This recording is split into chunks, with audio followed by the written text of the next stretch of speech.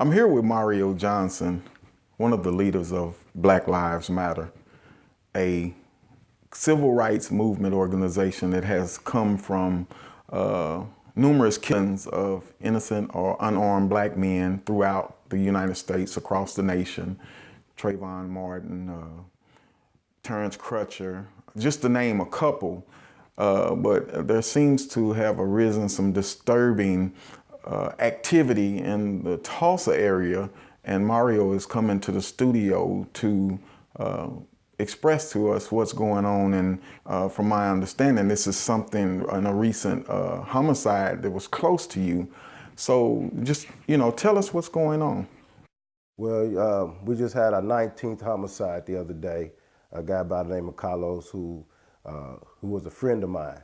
And I'm just here because we got to do better. Tulsa, Northside community, the Afro-American community, we got to do better. Because now, in these days and time that we're living in, we got to stick together more than ever. We look back at the civil rights movement in the past, Martin Luther King, Malcolm X, but when we look at those people, they was unified. And because they was unified, they got stuff done. Now, in the era that we are in right now, where we have the police killings, and now, I mean, it's been going on for a while as far as police killings and Afro-American, killing Afro-Americans. But now we got to stop that after we seen, what we going through with the police shootings. So now, why in the world, after all of the protests, the marches, holding up the signs and talking about, we want justice, and then we turn around and we start shooting each other? Now, come on now. That's what I'm talking about. We got to do better. We don't have no time to be killing each other. Now is the time that we have to unify and stick together so we can change things. See, so we can change things, and that's the only way. Martin Luther King, Malcolm X, and the list goes on as far as when change was made. It's because they unified and stuck together. Now we have to unify and we have to stick together. Talking about the separatism mindset and how the people are, I'm 3 states over in Charlotte, North Carolina, if you will, and you're over here in Oklahoma. And how can I be empathetic to what's going on in, your state or hometown? And I'm over there enjoying life. Everything's good, or at least to the point it hasn't came as far as violence or, unjustified homicides of black on black, if you will. People don't like that term, but for me, it is what it is. It hasn't knocked on my door. So how do you make that connection with people who are, states over, who, for the most part, could care less about an issue 3 or 4 states over, as long as it's not knocking on their door?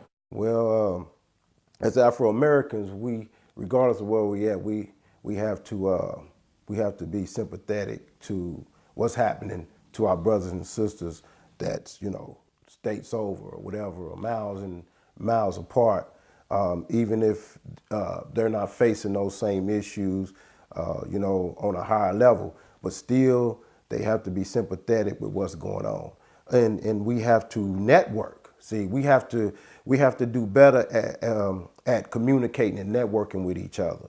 And that's one thing about the movement of Black Lives Matter. See, that networking with one another, understanding the issues that's different in another state, but being able to come together and network so that I can support what you're doing and what's going on with you in, say, Arkansas, which y'all might be facing a different issue than we're facing in Tulsa.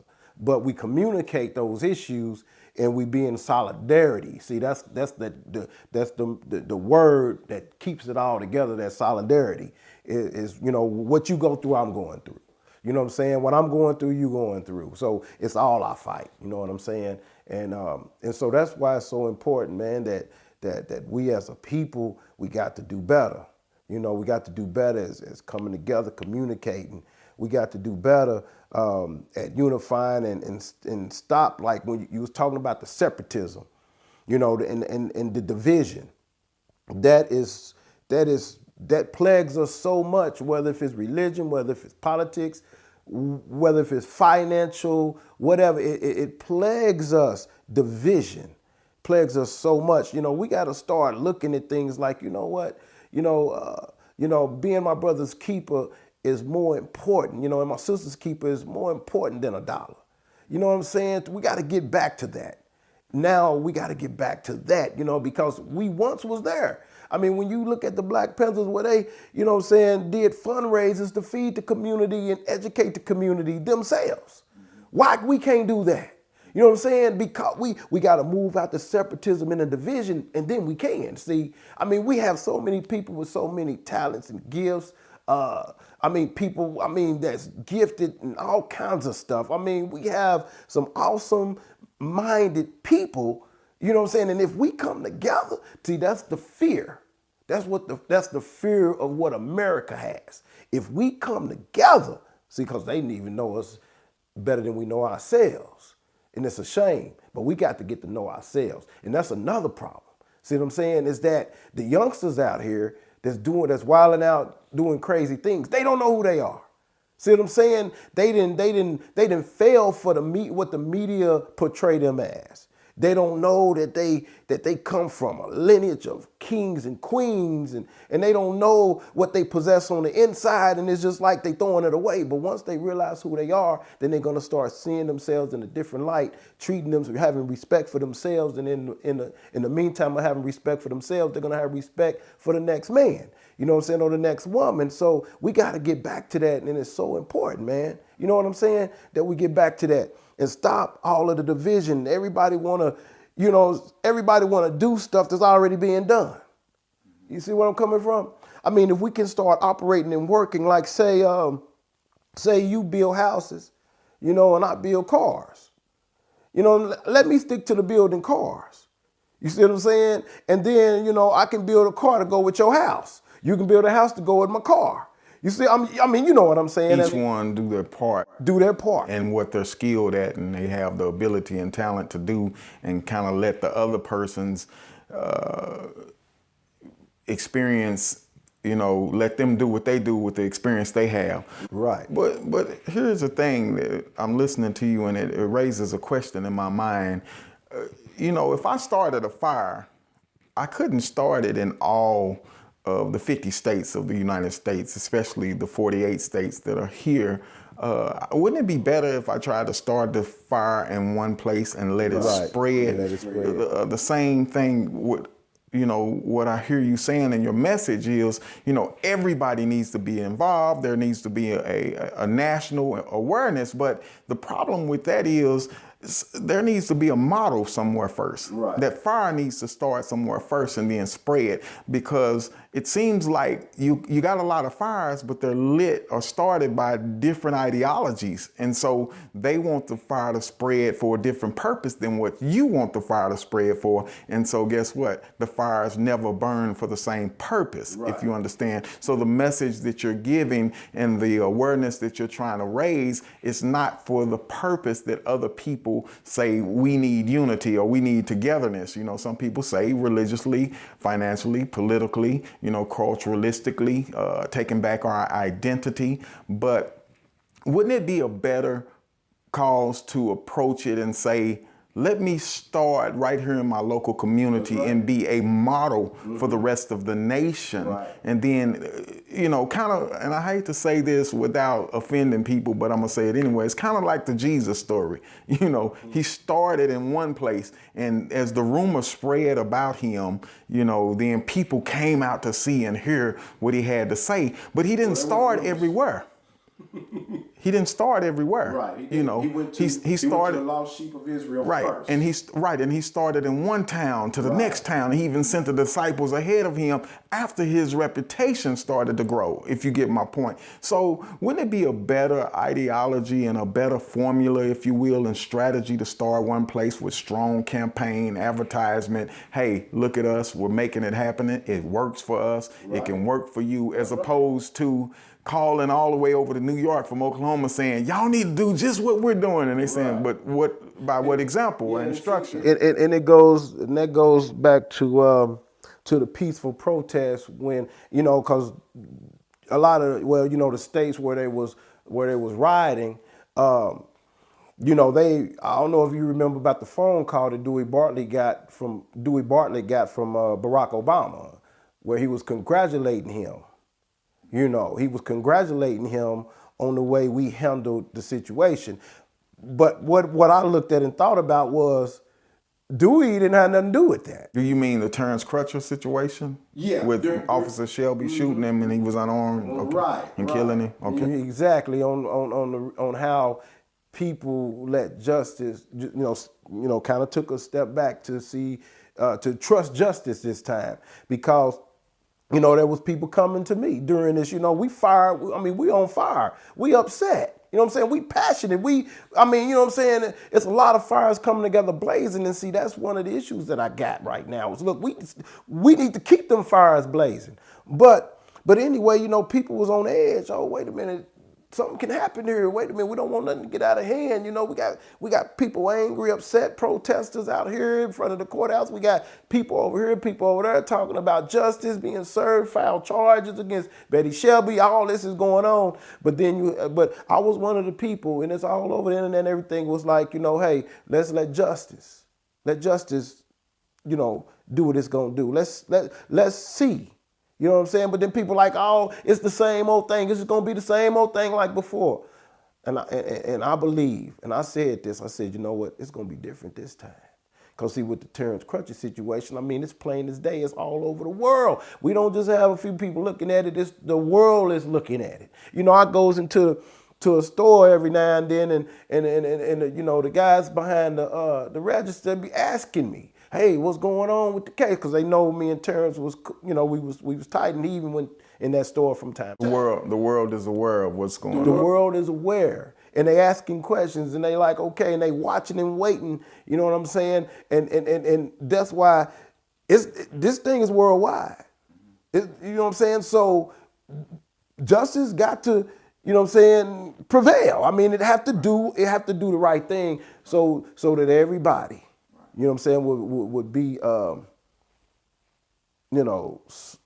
so much gratified as far as, feeling like justice has been served. But we have to do better as coming together, because like you was mentioning about the fires, about igniting, where you at, and that's usually how it goes.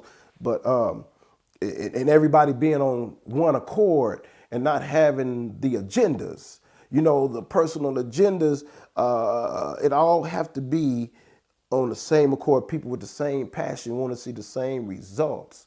You know what I'm saying? Want to really see change, and that's why it's time for a lot of the OGs, a lot of the people that's been back, putting it down back in the 80s, and all those people coming together. You know what I'm saying? This is what I see too. It's coming together, and if there was problems in the past, somebody, you stepped on my toes back in this a few years ago, whatever, and all that, put that aside. You know what I'm saying? We got to put that aside for a greater cause. You see what I'm saying? We got to let the bygones be bygones. You know what I'm saying? And we have to come together. And that's so important. I'm talking about that the people from then link up. You know what I'm saying? Link up and say, look, we're going to have each other's back. You know what I'm saying? We're going to watch each other's back, and we're going to let our voices be heard. You know what I'm saying? Throughout the whole community, to the youngsters and the people our age. But we want to say, look here, you know what I'm saying? This got to stop. We got to do better. You know what I'm saying? We got to link up. We got to link up for change. We got to stop killing each other. I'm hearing what you're saying, but I got a question that, of course, has come across my mind after listening to what you said.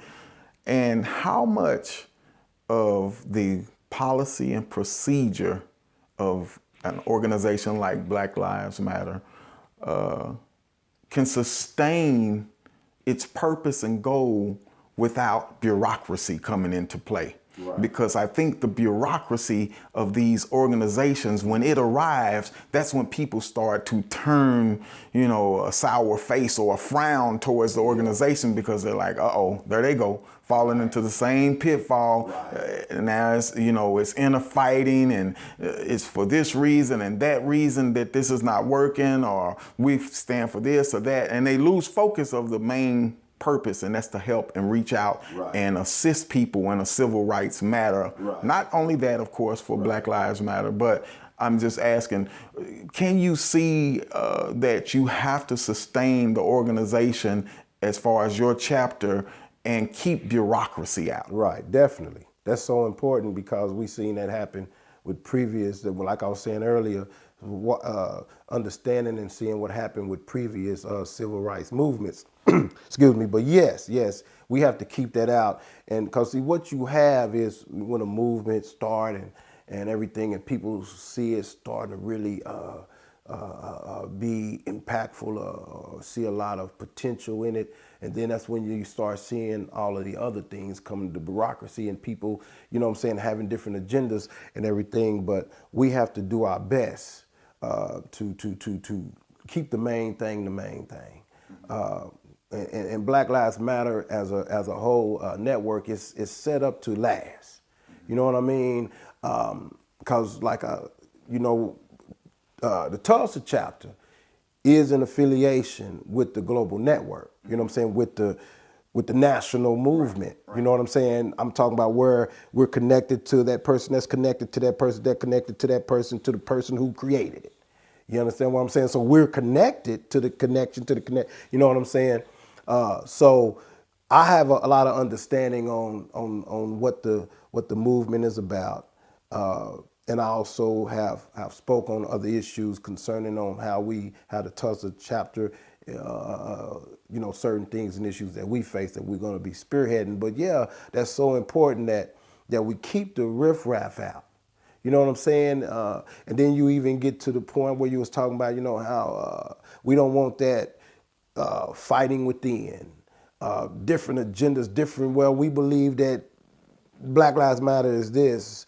No. This is what Black Lives Matter is. That's why it's a website set up, a national website, so a person can go there and see the guiding principles for the whole global network. You understand? You know what I'm saying? So that's how, if we go by those guidelines, that's how we're going to keep everything else out. And the network is doing a good job at that. You know what I'm saying? And even in my connection with them, they wanted to meet me. See, that's how it all came. That's how I end up getting connected with them in the first place, because they seen me reaching out, having conversations with certain chapters and stuff. And so the name started hitting places. So then I'm getting calls and people reaching out to the Black Lives Matter page and saying, hey, I'm so-and-so from such and such chapter. Y'all came up in our regional conversation. You know what I mean? I was told by somebody to reach out and reach out to you. You know what I'm saying? And we don't really want a lot of unaffiliated chapters. We want to make the unaffiliated chapters affiliated. You know what I'm saying? And that was my whole thing, was to be affiliated with the core movement. I don't want to be, you know what I'm saying, the movement is here and I don't have no associate with it, but I'm over here. You know what I mean? I'm saying Black Lives Matter, but I'm not connected to the, you know what I'm saying, to the core. Right. Of the foundation of the starting or whatever. So yeah, they doing a good job at that, and it's really sincere, and it's really hearts. When I met different representatives from different chapters, the passion. You know what I mean? And it was just so awesome to see that. To people from different, you know what I'm saying, different areas, but everybody got the same passion. Like you was talking about a while ago, how, a person being from here and being there, but that was one of the things that we all talked about was what is going on in Arkansas. And Arkansas chapter got up and talked about it. You know what I'm saying? And where everybody can take notes. Then, okay, well, what's going on in Tulsa? So we get up there and we say, well, this is what we facing in Tulsa. We facing this and this and that. We need Afro-American officers patrolling the black community, and some of the people, some of the Black Lives Matter organizations, some of them don't believe in officers at all. They saying, look, we police our own people. You know what I'm saying? We police our people like that. So, and I can understand that too. You know what I'm saying? So, but yeah, we don't need the stuff within that will tear up a organization. That's not what we have, and we're not gonna have that.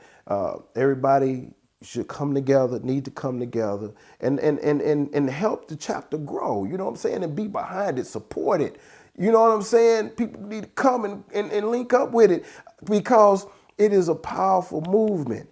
And I believe that as a whole, it's the movement that's going to make some change. And that's why you see Jeff Sessions of the Trump administration speaking out on different things to try to weaken Black Lives Matter, or strictly a blow at Black Lives Matter. Then they passing some type of protesting stuff. You know what I mean? And then here comes the, what bill is that? House Bill, I don't want to say the wrong bill, but House Bill something, where they passed it, Blue Lives Matter.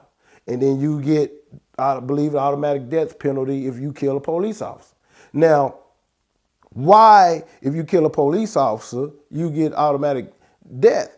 But now, if a police officer kill a civilian, get a slap on the wrist or whatever, and they got to go through process before they even go to court. But now this is the thing. That's why we say Black Lives Matter. That's the whole point. They don't have to make no House Bill, Blue Lives Matter. We know they matter. You know what I'm saying? They've been giving life sentence and all that to people who kill an officer. But now that's why we say Black Lives Matter. They need to make a House bill called Black Lives Matter. If anybody kill a black person, then it's automatic death. I'm just saying. I mean, you know what I mean, though. I mean, I'm just saying that if you're going that far to in the House to pass a bill to say if you kill a police officer, why now? Why now when police officers is killing? Now all of a sudden you come up with this bill. Now that's strange to me. Okay, so in other words, it's saying I'm gonna go out and I can kill you, but I got protection. If you kill me, you know the consequences. So it's setting up this structure, man, that's scary. If people really look at it for what it is, it's still saying I'll kill you and get away with it, but you kill me, you ain't getting away with it. So, because where's the House bill for the black folks?